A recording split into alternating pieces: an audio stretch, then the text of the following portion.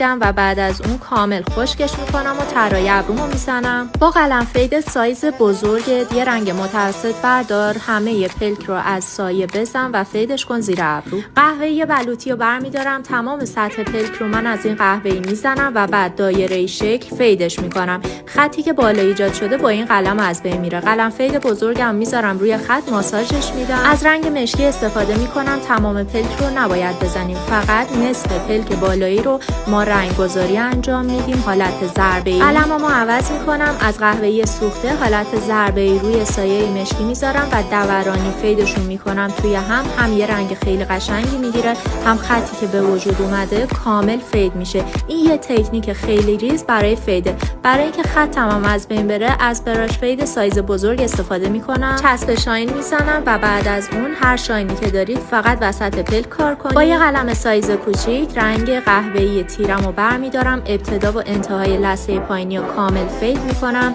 و بعد از اون با یه براش دیگه رنگ قهوه‌ای بلوطی رو میذارم روش تا یه توناژ قشنگی کارمو با یه خط چشم نازک و کشیده تمام میکنم. هر خانم میکاپ کاری برای آپدیت خودش حتما باید یه دونه